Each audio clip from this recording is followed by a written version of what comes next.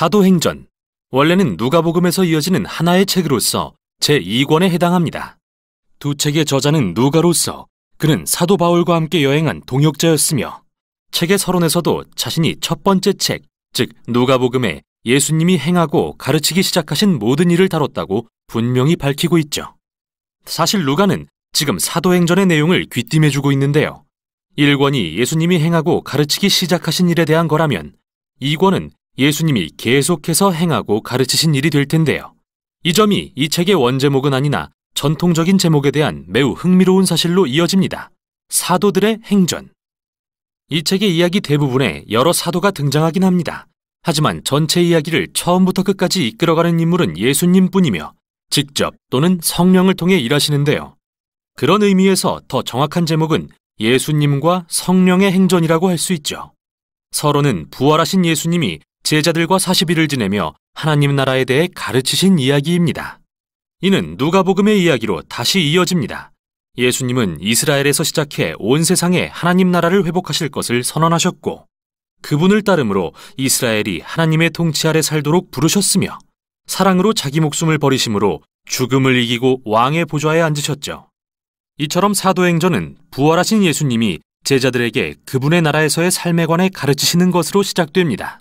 예수님은 곧 성령이 오시면 제자들이 그분의 임재 안에 거하게 될 거라고 약속하시는데 이는 구약 선지자들의 중요한 소망 중 하나가 성취된 것으로서 메시아의 나라에서는 하나님의 임재, 즉 성령이 새 성전이 된 그분의 백성 안에 거하시고 그들의 마음을 새롭게 하실 거라는 소망이죠. 예수님은 이 일이 일어나면 그들이 성령의 능력을 입어 예루살렘과 온 유대와 사마리아와 땅끝까지 이르러 그분의 증인이 될 거라 하십니다.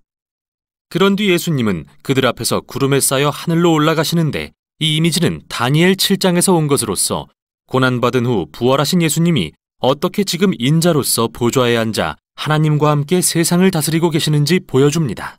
그리고 그분은 언젠가 다시 오실 것을 약속하시죠. 사도행전의 주요 주제들과 구성은 바로 이 1장을 바탕으로 합니다.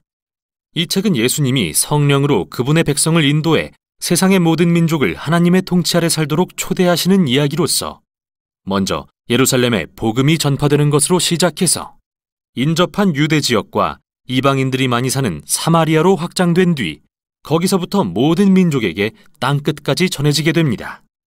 이 영상에서는 이 책의 전반부를 살펴보겠습니다. 예루살렘에 초점을 둔 이 단락은 오순절을 기다리는 제자들과 각국에서 온 유대인 순례자들이 성 안에 머무는 장면으로 막을 엽니다.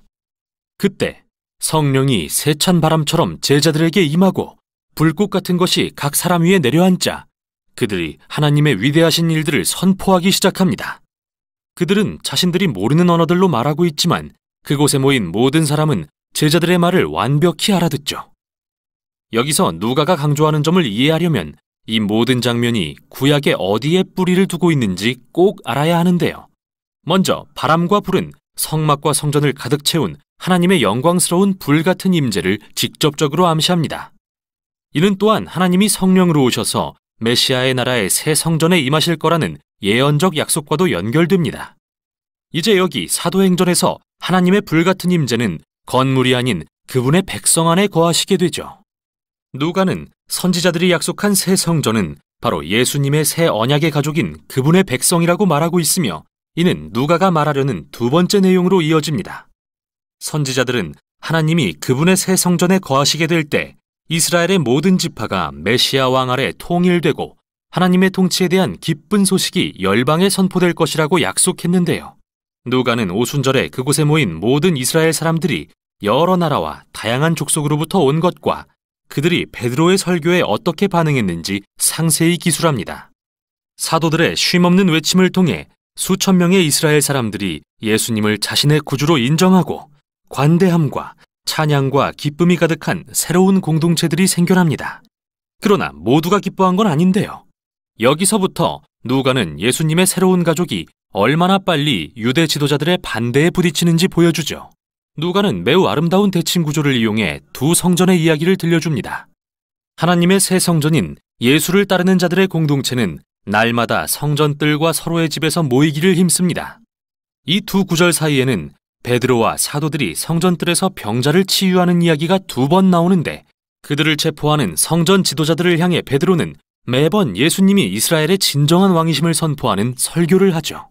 그리고 한가운데에는 예수님을 따르는 이들이 재산과 소유를 기부해 가난한 자들을 위해 공동으로 사용하는 이야기가 나옵니다. 정말 대단하긴 한데 누가는 왜 여기서 이 이야기를 하는 걸까요? 그건 바로 이 일들이 실은 토라의 율법에 기록돼 있고 원래 예루살렘 성전과 성전 지도자들이 마땅히 해야 할 일이기 때문이죠. 누가의 핵심은 분명합니다. 하나님이 본래 예루살렘 성전을 통해 이루기 원하셨던 목적을 새 성전인 예수 공동체가 이루고 있는 겁니다. 그들이 바로 하늘과 땅이 만나고 사람들이 하나님의 관대하심과 치유의 임재를 체험하는 장소가 된 것이죠. 이제 두 성전 간의 갈등은 사도행전 6장과 7장에서 절정에 이르고 첫 번째 박해의 물결이 몰아칩니다. 예수님을 따르는 이들이 급격히 늘자 더 많은 지도자를 세워야 했는데 스데반은 그중 한 명으로서 예루살렘에서 담대하게 예수님을 증거하다 붙잡혔고 성전을 거스르고 심지어 위협했다는 혐의로 고소당합니다. 공회에 선 스데반은 긴 설교를 통해 이스라엘 지도자들이 하나님이 보내신 선지자들을 항상 배척해왔으며 예수님도 거절했고 이제 제자들까지 거절한다고 질책합니다. 이에 예루살렘 지도자들은 격분해서 스데반을 죽이고 큰 박해의 물결이 몰아칩니다. 이로 인해 예수님을 따르는 자들이 예루살렘을 떠나 흩어지게 되죠. 그러나 그 결과는 역설적입니다. 누가는 이 비극을 계기로 하나님께서 어떻게 예수님을 따르는 자들을 유대와 사마리아로 내보내셨는지 알려주는데요. 이 단락에서 그는 다양한 이야기를 통해 예루살렘에 기반을 둔 유대인 중심의 예수 공동체가 어떻게 국제적인 다민족 운동으로 변했는지 보여주죠.